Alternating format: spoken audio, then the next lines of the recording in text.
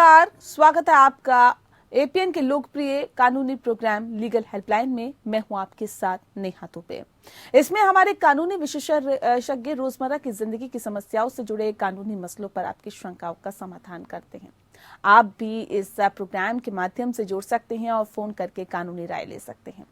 आज हम यूएपीए कानून पर कानूनी जानकारी देंगे। यूएपीए का फुल फॉर्म है अनलॉफुल एक्टिविटीज प्रिवेंशन एक्ट, यानी कि गैर कानूनी गतिविधियां रोकथाम अधिनियम। इस कानून का मुख्य उद्देश्य आतंकी गतिविधियों को रोकना होता है। इसके तहत पुलिस ऐसे आतंकियों, अपराधियों या संदिग्ध लोगों को चिन्हित करती है जो कि आतंकी गतिविधियों में शामिल होते हैं, आतंकी गतिविधियों के लिए लोगों को तैयार करते हैं या फिर ऐसी गतिविधियों को बढ़ावा देते हैं। ऐसे मामलों में एनआईए यानी कि राष्ट्रीय जांच एजेंसी के पास काफी शक्तियां होती हैं। एनआईए महानिदेशक के पास तो ये अधिकार भी होता है कि जांच के दौरान वो संदिग्ध या आरोपी की संपत्ति भी कुर्क या जब्त कर सकते हैं। अगस्त 2019 में संसद में यूएपीए संशोधन बिल पास हुआ था। पहले जहां इसके तहत केवल किसी संगठन को आतंकवादी संगठन घोषित करने का पावर था, तो वहीं संशोधन के बाद इस कानून को ये ताकत मिल गई कि जांच के आधार पर किसी संदिग्ध शख्स को भी आतंकवादी घोषित किया जा सकता है। ये तो थी खैर बुनियादी जानकारी, और ज्यादा विस्तार से जानकारी देंगे आज के कानूनी विशेषज्ञ अधिवक्ता अभिषेक चट्टोपाध्याय जी। बहुत स्वागत है सर आपका। अगर आपका भी यूएपीए से जुड़ा हुआ कोई भी सवाल है तो आप फोन करके कानूनी राय ले सकते हैं। फोन लाइंस खुल चुकी हैं। तो सवाल एक बार फिर से हम आपको बता देते हैं। विषय हमारा यही है, यूएपीए से जुड़ी हुई कानूनी जानकारी अगर आप चाहते हैं तो आप फोन कर सकते हैं। नंबर्स आपकी टीवी स्क्रीन पर है, विषय आपकी टीवी स्क्रीन पर है। बहुत महत्वपूर्ण विषय जो हम लेकर आए हैं यूएपीए से जुड़ी हुई। अगर आपको भी चाहिए कोई भी कानूनी सलाह, कोई भी जानकारी, तो आप हमें कॉल करके कानूनी जानकारी ले सकते हैं। नंबर हमारा है 012061279337।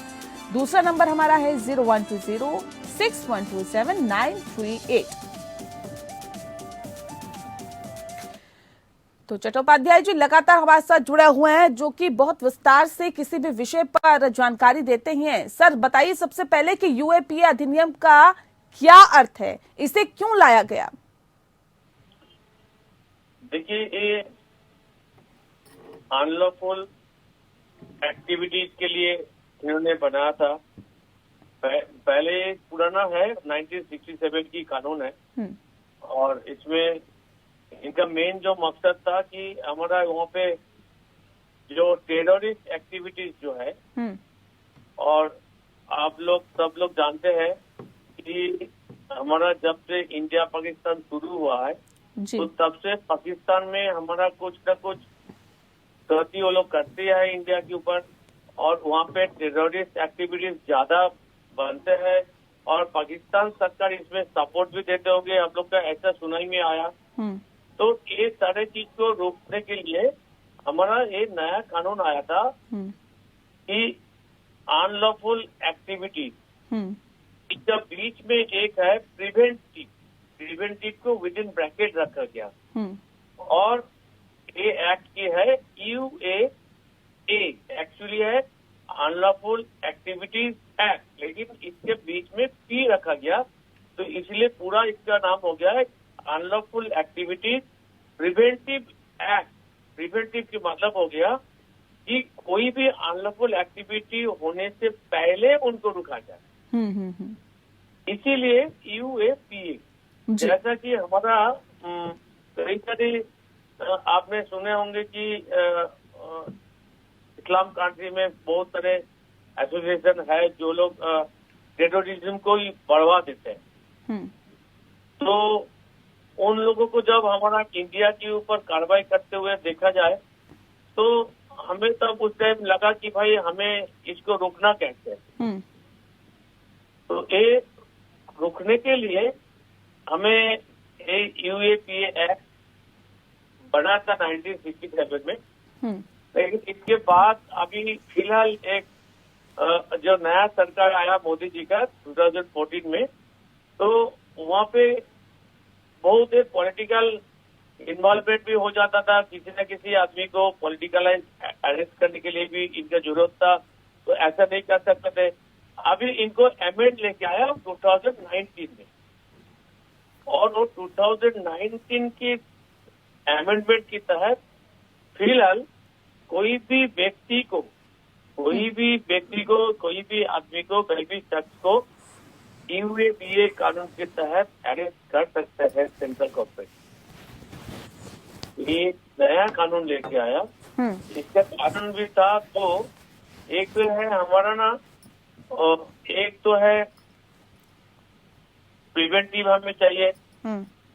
तो एक प्रिवेंटिव की वजह से हमें देख रहे हैं कि दो तीन आदमियों ने कोई ना कोई एक एसोसिएशन फॉर्म करके कोई ना कोई टेररिस्ट एक्टिविटी कर रहे हैं। तो एक टेररिस्ट एक्टिविटी रुकने के लिए हमें क्या करना चाहिए था, तो इसीलिए हमें ये कानून की जरूरत था। और ये कानून के तहत जो हम लोग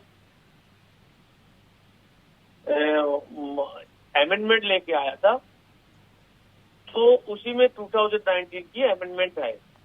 लेकिन आप बोल सकते हैं कि आपको पास तो पहले से एक कानून था, प्रिवेंशन ऑफ टेररिस्ट एक्ट। आपको पास तो पहले से कोटा था, व टेररिस्ट एंड डिस्ट्रक्टिव एक्टिविटीज के लिए एक है टाडा कानून, जहाँ पे आप लोग को याद हो गए कि हमारा जो एक आर्टिस्ट है, शिल्पी है, सिनेमा आर्टिस्ट है संजय दत्त, उनको टाडा केस में अरेस्ट किया था और 5 साल की तक उसका जेल भी हुआ था जी। तो वो पहले तो टाडा था ही, तो टाडा के खिलाफ फिर यूएपीए की क्या जरूरत था जी। एक सारी चीज हमारा पार्लियामेंट में जब कानून बनते समय इसके ऊपर चर्चा भी हुआ था, क्योंकि एक कानून में एक ये भी है कि अगर आप किसी को टाडा एक्ट में अरेस्ट कर रहे हैं तो वो उसमें यूएपीए कैसे लगेगा। अगर किसी को यूएपीए में अरेस्ट कर रहे हैं तो उसमें टाडा लगने का जरूरत है कि नहीं। तो ये सारे चीज हमारा पार्लियामेंट में चर्चा हुआ जी। लेकिन वो चर्चा की कोई खत्म नहीं हुआ। तो बात है कि यूएपीए अभी इसीलिए लेके आया कि कोई भी टेररिस्ट ग्रुप है, कोई एसोसिएशन है, उसी को रोकने के लिए, चाहे उसका किसी मेंबर को जी, हम लोग का एक जो है 147 अनलॉफुल असेंबली, हमारा इंडियन पिनल कोड में अनलॉफुल असेंबली करके एक है 147 में। अगर मान लीजिए वहाँ पे कोई भी बंदा एक टेररिस्ट एक्टिविटी चल रहा है, किसी जगह में बम विस्फोट हुआ, उसी टाइम हम एडवोकेट अभिजीत चट्टोपाध्याय, मैं वहाँ से गुजर रहा था, तो मैंने रोक किया, मैं देखने के लिए वहाँ पे रुका, तो पुलिस वाला आया, मुझे भी अरेस्ट करके ले सकता है, क्योंकि उनका पास ये है कि 147 में अनलॉफुल असेंबली में उनको नहीं पता कि मैं यूएपीए में जुड़े हुए उसी संगठन के साथ है कि नहीं। तो इसीलिए उन्होंने अमेंडमेंट लेके आया कि कोई भी बंदा उसी जगह में मिलेगा तो उसी को वो अरेस्ट कर सकता है ऑन डाउटफुल। उसके बाद तो ट्रायल होगा और प्रूफ आएगा, वो तो अलग बात है। लेकिन ये बात है कि किसी आदमी को हम आतंकवादी घोषित कर सकते हैं, उसी के दौरान एक यूएपीए की अमेंडमेंट लाया गया। ठीक है चट्टोपाध्याय जी, बताइए कि यूएपीए अधिनियम में गैर कानूनी गतिविधियों और आतंकवाद को कैसे परिभाषित किया गया है? सेक्शन 2 में इन्होंने जो डिफाइन किया है कि एसोसिएशन की कैसे पता चलेगा। वो एसोसिएशन की मतलब तो हम लोग को पहले से पता ही है जी जी जी, कि association is a group of individual और a combination of a individual और एसोसिएशन।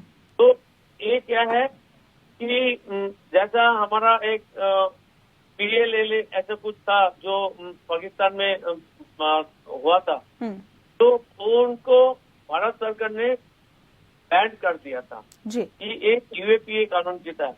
जैसा हमारा यहाँ पे एक कई सारे हिंदू संगठन भी हुआ था, उसको भी इसका पहले सरकार ने बैन कर रखा था। जब स्वाधीनता उस तरह तो जब हम लोग का यहाँ पे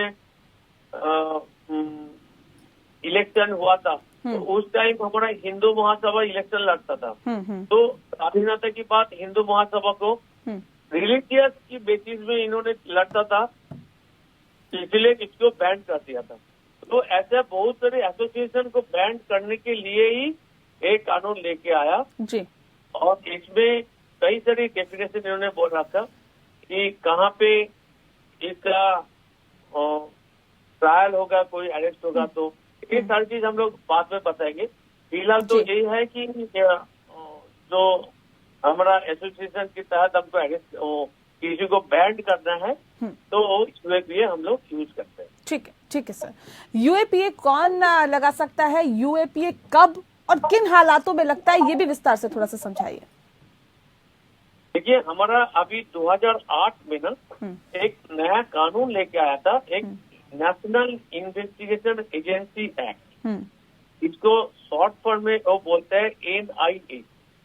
NIA जो है एक डेजिग्नेटेड अथॉरिटी बनाया गया जो यूएपीए के तहत किसी इन्वेस्टिगेशन को करना है, किसी को अरेस्ट करना है, तो वो सारे चीज NIA में आएगा, नेशनल इन्वेस्टिगेशन एजेंसी के तहत ही आएगा। जी ठीक है सर, ये बताइए कि क्या विदेशी भी यूएपीए के तहत कवर होते हैं क्या?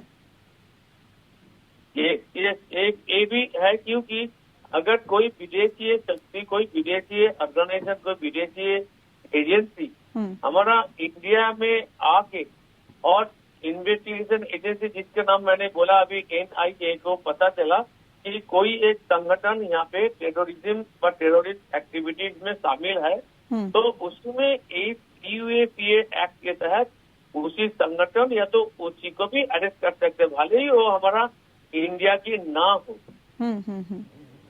उसमें ऐसे बोला, person include an individual, A company, A firm, an organization or an association of person or a body of individual, whether incorporated or not।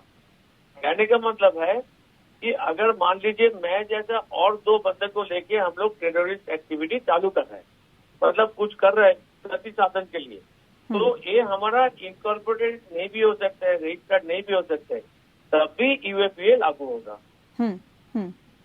इसमें से और भी है, कोई एक artificial judicial person not filing with in the preceding, कभी कभी हम लोग देखे कोर्ट के अंदर भी ऐसा ये लोग टेररिज्म करते हैं, टेरराइज करते हैं आदमियों को। तो ये सारे चीज हमारा जो यूएपीए एक्ट के तहत सारे के सारे डिटेल्स में लिख रखा कि डेफिनेशन क्या क्या है, तो एक पर्टिकुलर केस के चलते हम लोग उसको यूज करते हैं। जी जी जी बिल्कुल। चट्टोपाध्याय, यूएपीए के तहत सेक्शन 51 क्या होता है? 51 देखिए, यूएपीए में जो धारा इन्होंने लगाया ना, सेक्शन 18, 19, 20, 38, 39 के तहत केस दर्ज होता है और इसमें आरोपी की आतंकी संगठन से जुड़े होने की बात सामने आने पर धारा 38 लगता है। और इसमें से एक है सेक्शन 43D, किसी शख्स को भी पुलिस कस्टडी की अवधि 2 गुना करने की प्रावधान है। मतलब हमारा जो वहाँ पे कानून है 40 CRPC में, किसी भी एक एक्यूज्ड को, मुजरिम को हम 14 दिन तक अरेस्ट करके रख सकते हैं। लेकिन ये नया कानून में सेक्शन 43 में जी 43 में इन्होंने बोला कि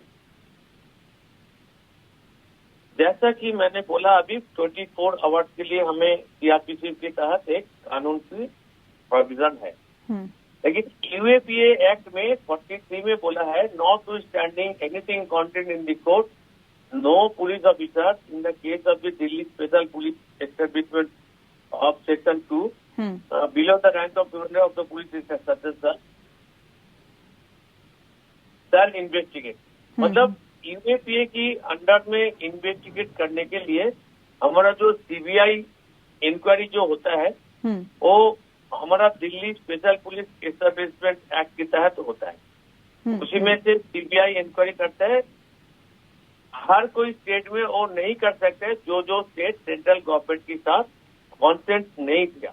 जी जी। ऐसे ही यहाँ पे यूएपीए में भी ऐसे ही बोला है, national investigating agency they can investigate anywhere in the territory of India. ये बात है।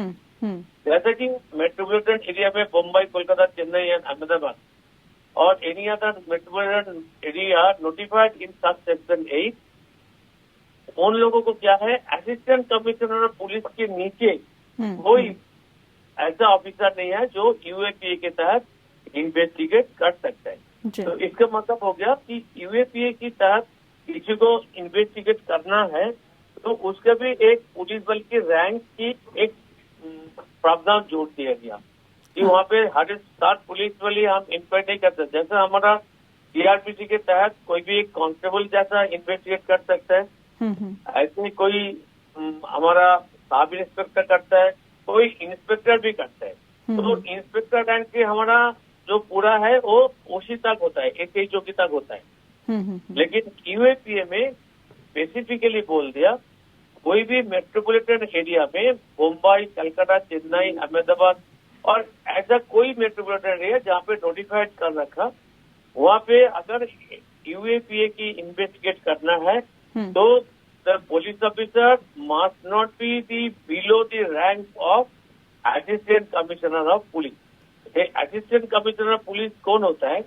एक असिस्टेंट कमिश्नर पुलिस होता है जो आईपीएस के नीचे है और एक ज्यादातर एसपी के ऊपर होता है जी। और सबसे बड़ी बात है एक स्टेट पुलिस भी जो प्रोमोटिव आईएएस हुआ करते हैं। प्रोमोटिव आईपीएस मतलब स्टेट पुलिस में हायर रैंक होने के बाद इन लोगों को प्रमोट दे देता है आईएएस में सेंट्रल गवर्नमेंट की तहत। तो इन लोगों को अपॉइंटमेंट दिया जाता है असिस्टेंट कमिश्नर ऑफ पुलिस के तहत। तो यूएपीए में सीधा सीधा बोल रहा था कि असिस्टेंट कमिश्नर ऑफ पुलिस के नीचे कोई ऑफिसर इसको इंक्वायरी नहीं कर सकते। और इसमें से इन्होंने अरेस्ट की पावर भी दे रखा और इसके साथ एक प्रावधान इसमें लग रखा कि notwithstanding anything contained in such as every offence punishable under this act shall be deemed to be a cognizable offence within the meaning of clause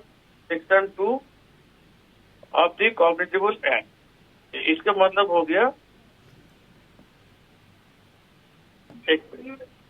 जी, इसका मतलब हो गया कि यूएपीए की धारा में किसी को अगर अरेस्ट करना पड़ेगा तो ये माना जाएगा कॉग्निजेबल ऑफेंस के तहत। जिसका मतलब police officer can arrest without an warrant. ठीक है। उसमें से एक जो है हमारा सीआरपीसी के तहत जो वहाँ पे आपको 14 डेज की एक रिमांड पीरियड भी होता है, यहाँ पे आपको 14 दिन की रिमांड दिया जाता है। लेकिन यूएपीए एक्ट में पुलिस ऑफिसर 14 दिन की एक्सटेंड भी ले सकते हैं और उसमें से सीधा सीधा बोल रखा कि कैसे कैसे ले सकते हैं। इसमें 15 days, 90 days, 60 days whatever the offer shall be constituted as reference to 30 days, 90 days such करके। तो इसका मतलब है ये स्पेशल इनैक्टमेंट है और इस स्पेशल इनैक्टमेंट के तहत यूएपीए एक्ट में पुलिस वाले के पास बहुत ज्यादा पावर दे रखा।